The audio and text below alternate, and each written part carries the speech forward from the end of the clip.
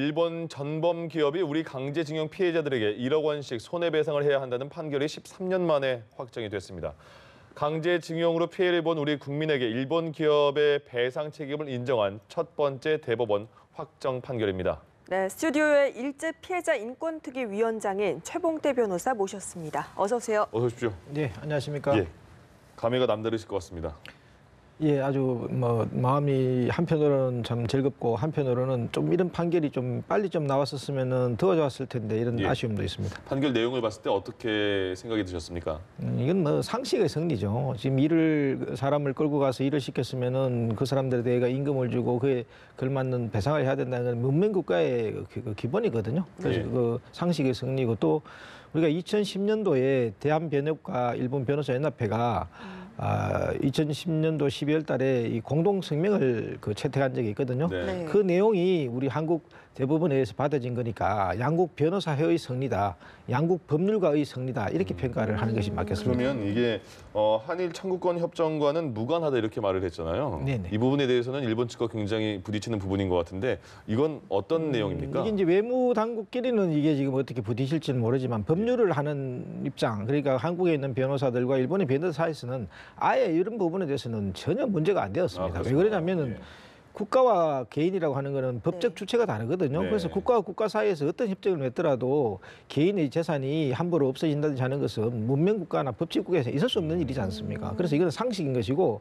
법률가들 사이에서 법적으로 이렇게 논의하게 되면은 이런 부분에 대해서는 갈등도 생기지 않습니다.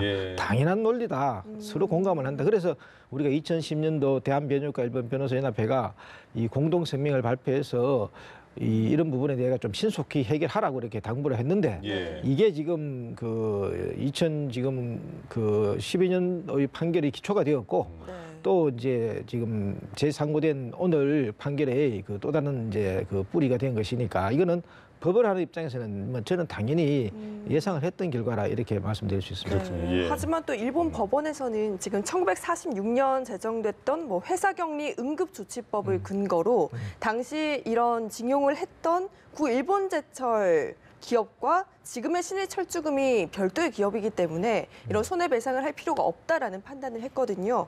이 회사격리 응급조치법이 대체 어떤 법률인가요? 그 전쟁이 끝나고 난 뒤에 이제 기업을 재건시키기 위해 가지고 일본 국내법을 만들어서 채권 채무를 정리하는 그런 법인데요.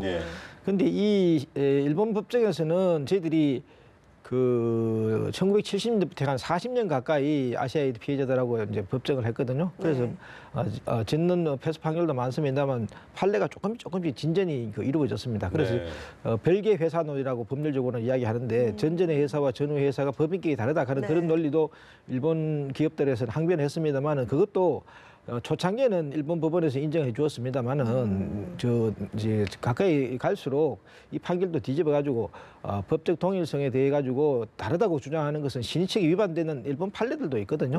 그리고 한국에서도 지금 부산지방법원에서 미쯔비시가 지금의 미쯔비시가 법적 동일성이 인정이 된다 그렇게 이야기했고요. 또 실본제철 같은 경우에도 전전 회사의 자산을 다 인수를 하고 그럼에도 불구하고 지금 이 회사가 다르다 이야기하는 것은 그건 굉장히 비겁한 것이죠. 그럼 지금 우리 대법원에서 같은 동일한 기업이다라고 주장을 하는 근거가 이런 그 전에 자산을 이어받았기 때문인가요? 자산뿐만 아니라 지금 이 회사의 회사 역사라 보면은 이 전전부터 이어온 회사라고 스스로 자인하는 부분도 있고 하기 때문에 자산이라든지 그다음에 인적인 부분이라든지 그다음에 노하우라든지 이런 유형무형의 자산들을 다 승계를 하고 있거든요. 그런데 자산만 승계를 하고 부채는 승계하지 않겠다? 이거는 저희에 맞지 않는 그런 것이죠. 아까 오늘 그 판결 결과에 대해서 이춘식 할아버지께서도 눈물을 흘리면서 말씀하신 게 같이 소송 당사자분들이 이제 다 세상을 떠나셨으니까 같이 있으면 좋았겠다 이런 생각이 드는데요. 그렇습니다. 일단 저희들 참 안타깝거든요. 왜 그러냐면 실본제철이라는 회사가 일본에서 우리 한국인 피해자들이 재판을 할 때 이게 집단적으로 화해를 했던 기업입니다. 그래서 일본에서도 화해를 했던 선례가 있는 기업이 왜 지금 한국에서 그 화해를 하지 않고 이렇게 재판까지 이 판결까지 기다려야 되는지 참 안타까운 그런 부분도 있습니다. 그리고 이제 오늘 판결이 1억 원씩 네 분에게 지급하라 이런 거잖아요. 신일본제철, 신일철주금에게. 만약에 일본에서 못하겠다 이렇게 나오면 어떻게 되는 겁니까? 일본에서 못하겠다는 건 누구 일본 외무성이 못하겠다는 이야기입니까? 아니, 아니면 일본 회사? 그 회사도 그렇고 일본에서도 정부 차원에서도 아베 신조 총리도 말을 했고 그러니까 외무성도 그렇게 그거는, 말을 했잖아요. 최근 보도를 보니까 이제 일본 외무성이 이제 자꾸 그런 부당한 간섭을 하는 것 같은데 일본 예. 외무성이 그래 하면 안 되거든요. 예. 이건 회사라고 하는 것은 자율성을 인정을 해야지 그런 것이고 지금 신일철 같은 경우는 이제 일본에서 재판에서도 화해했던 경험이 있는 것이고요. 예. 네. 그리고 2012년도에도 지금 주주총회를 열어가지고 한국에서 대법원 판결이 확정되면 따라야지 다른 방법이 있습니까? 그렇게 이야기를 했던 예. 것이거든요. 그리고 과거에도 화해를 통해서 문제 해결했고 주주총회에서도 따르겠다고 이야기하는데 네. 일본 외무성이 따르지 마라. 그런 부당한 간섭은 외무성이 안 하는 것이 좋고요. 또 예. 우리 외교부도 그런 부당한 간섭을 하지 않도록 해야 되는 거거든요. 외무성이 이게 지금 그 이중 플레이를 하고 있는 것이요. 예. 지금 징용과 관련되는 부분에 대해 가지고 우리가 일본 정부를 상도를 해가지고 책임을 물으려면은 이거는 민간 개인이 한 거기 때문에 우리 정부는 나설 수 없다고 그렇게 일본 외무성은 발뺌을 빼거든요. 네. 그런데 왜 지금 이렇게 판결이 나가지고 일본 개입을 해서 일본 정부 개입을 해서 한국 판결을 따르지 마라 뭐 이렇게 개입하면 안 되죠. 그러면 신일본 제철 측에서는 이 판결을 따를 가능성은 있다고 보십니까? 당연히 일본에서도 화해를 했으니까 한국에서 화해 안 할 이유가 없지 않습니까? 알겠습니다. 네, 그럼 지금 오늘 손해배상이 확정된 신일철주금 외에도 다른 또 일본 기업들이 굉장히 많습니다. 그렇죠. 지금 이런 피해자라든지 유족들이 다시 이를 계기로도 소송을 걸 가능성이 커지지 않을까요? 그렇죠. 할 수가 있는데 네. 저희들은 이게 개별적인 재판을 통하면 이렇게 많은 시간이 걸리지 않습니까? 네. 그래서 네. 다들 이런 시간을 많이 걸리는 것이 어떻게 안타까운 됩니까, 거니까 포괄적으로 신속하게 해결할 수 있는 방법이 있거든요. 그래서 네. 대한변협과 일본 변호사연합회가 2010년도에 공동성명도 발표를 했고 그 이후에 긴밀한 협의를 통해 가지고 이 법률안을 만들었습니다. 그래서 근데 그렇게도 되게 오래 걸렸잖아요, 이번에도.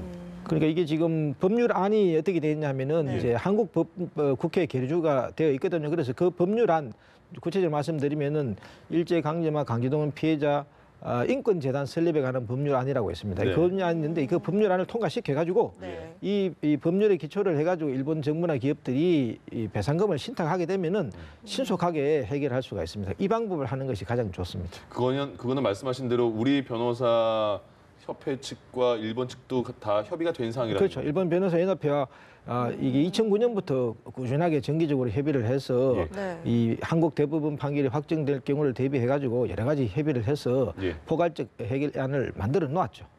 그럼 이제 쟁점은 뭐가 될까요? 일본 측과의 쟁점은 뭐가 될지 한번 정리를 해보겠습니다. 일본에서는 계속 정부 차원에서도 이거는 잘못된 판결이다, 받아들일 수 없다 이런 입장을 밝히고 있고 언론에서도 그렇게 말을 하고 있는 상황인데 근데 손바닥으로 하늘을 가리는 거죠. 예. 지금 이게 한국에서 사법부에서만 피해자 구제하라는 판결이 나왔으면은 이게 문제가 될 수 있는데요. 네.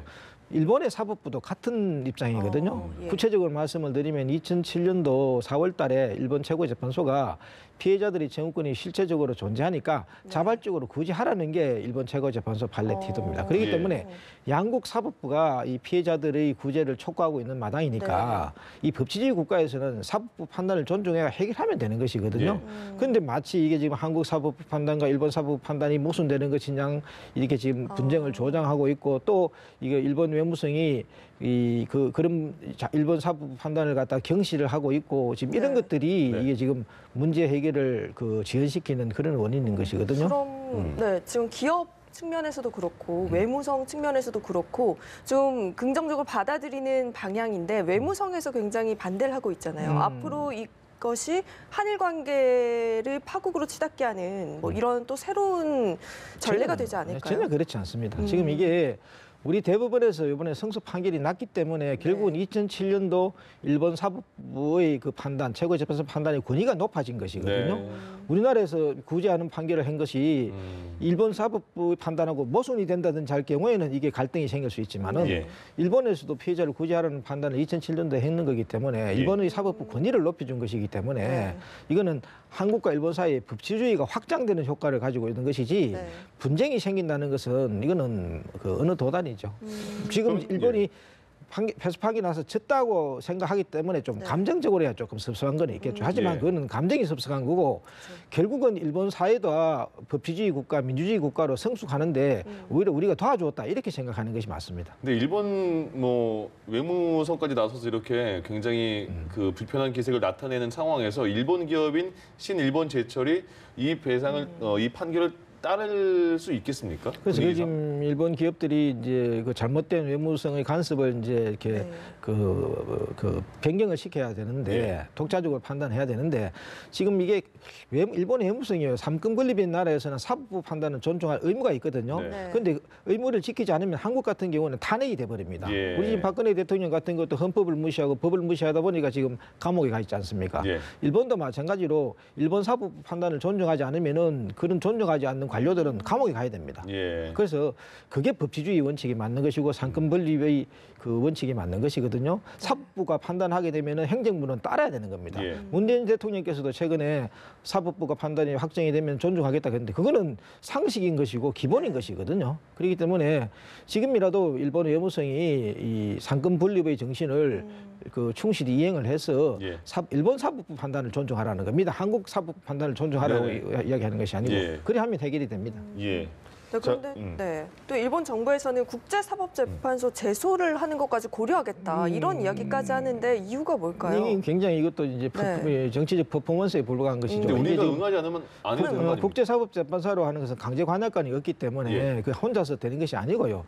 또 이게 지금 국제사법소 재판소를 갈 자격이 일본 정부가 안 됩니다. 왜 그러냐면은 자국의 최고재판소 판결도 무시하는 그런 사람들이 국제사법재판소 판결이 따르겠습니까? 예. 그러니까 자기 나라 최고재판소 판결을 따르면서 국제사법재판소 가자 하면은 그게 설득력이지만은 예. 자기 나라 최고재판소 판결도 따르지 않아서 이렇게 많은 갈등을 조장하면서 국제사법재판소 가겠다 그런 자격이 없는 것이죠. 아니 그러니까 답답한 게 지금 변호사님 말씀을 들으면 굉장히 설득력 있고 괜히 당연히 맞는 그게 말씀하시는데 거기 법적으로 제가 말씀을 하기 때문에 예. 이게 정치적으로 외교적으로 해결하기 그러면 어려운데 네. 법적으로 해결하게 되면 쉽고 그래서 대한변협과 일본 변호사 연합 사이에서는 아무런 갈등도 없이 금방 합의가 되는 거거든요. 그러니까 이렇게 받아들이기가 쉬운데 왜 일본은 이렇게 언제쯤 받아들일까요? 이 그래서 상황을? 그게 이제 일본의 민주주의나 법치주의가 약하기 때문에 그런 예. 것이거든요. 지금 일본의 전쟁 책임이 있는 그 책임자들이 청산이 안 돼 있습니다. 예. 그렇기 때문에 이 전쟁 책임자들이 청산 안 되다 보니까 민주주의가 굉장히 지금 미성숙대가 있는 것이고요. 예. 또 상권 분립이 굉장히 약합니다. 그래서 사법부에서 판단을 해도 행정부가 저렇게 무시하고 있기 때문에 네. 이것 때문에 이 문제가 해결 안 되는 것이지 일본의 사법의 민주주의 및 그 법치주의가 성숙되었으면 진즉 해결이 되었을 문제입니다. 아 그러면 이게 일본 친일본 제철이 일본 그 정부의 눈치를 봐서 계속 뭐 배상이나 그 판결에 대해서 따르지 않는 상황이 이어진다면 우리 측에서 그냥 직접 일본 그 기업 앞에 가서 뭐 이미 이행을 해라 이렇게 말해도 되는 겁니까? 해도 되죠. 해도 되는데 예. 지금은 이제 한일 관계가 아무래도 갈등을 하는 것보다는 서로 이렇게 화해를 통해 가지고 미래지향적으로 해결하는 것이 좋거든요. 그러면은 일본 기업을 상대로 해서는 순리대로 이야기를 하게 되면은 일본 기업들은 따라갈 겁니다. 일본에 나쁜 사람만 있는 게 아니거든요.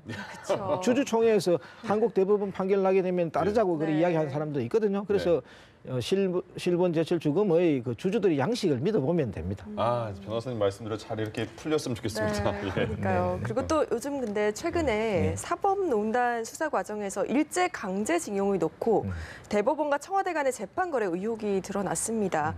이번 일을 계기로 앞으로 또 사법농단 수사에 또 뭐 새로운 길이 뚫릴까요? 사실 이것 때문에 그렇죠. 많이 지연됐다 이런 게 많이 있잖아요. 그렇습니다. 이게 지금 2012년도 대법원에서 이 파기환송 판결이 났고 2013년도 승소 취재 판결이 났으면 그때 보통 사건 같은 경우는 다 끝이 나거든요. 네. 다시 재상고하더라도 2013년 안에 결판이 나야 될 사건이거든요. 네. 그게 지금 5년씩이나 끌은 이유가 저는 외교부의 근본 원인이 있다고 봅니다. 지금 외교부가 지금 우리나라의 그 사법부 판단을 존중해 줘야 되거든요. 그런데 지금 헌법재판소 판결도 지금 무시하고 우리 외교부도 무시하고 있습니다. 네. 대표적으로 2011년도 8월 30일 헌법재판소가 위헌 결정을 했지 않습니까? 일본군 위안부 문제라든지 원폭 네. 피의자에 대해서. 그런데 그럼에도 불구하고 아직까지 위헌 결정을 수용하고 있지 않거든요. 예. 그래서 우리 외교부가 사법부 판단을 존중하지 않으니까 일본 외무성을 상대로 해서 법대로 하자, 법을 지켜라고 이야기할 수 있는 그런 힘이 안 생기고 있어서 이 문제가 해결 안 되고 있는 것이어서 이 사법농단의 본질이 결국은 우리 외교부의 법무시가 그 원인이라고 그렇게 봐야 될 겁니다. 그럼 마지막으로 이제 사법농단과 관련해서 한 가지 질문을 드리자면 이제 임종헌 전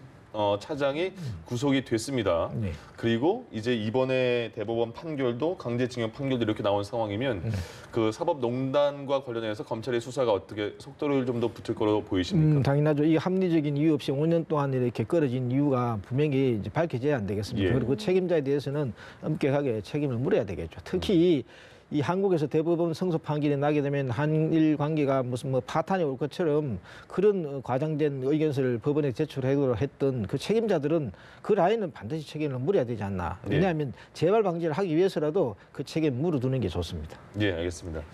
일본 측에서 또 이렇게 잘못된 소리를 하면 변호사님이 오늘 말씀해 주신 것처럼 좀 논리적으로 많은 그 법대로 하면 됩니다. 알겠습니다. 그렇게 해주시면 좋을 것 같습니다. 지금까지 일제 피해자 인권특위 위원장이신 최봉태 변호사와 시원하게 얘기 나눠봤습니다. 고맙습니다. 네, 고맙습니다. 감사합니다. 네.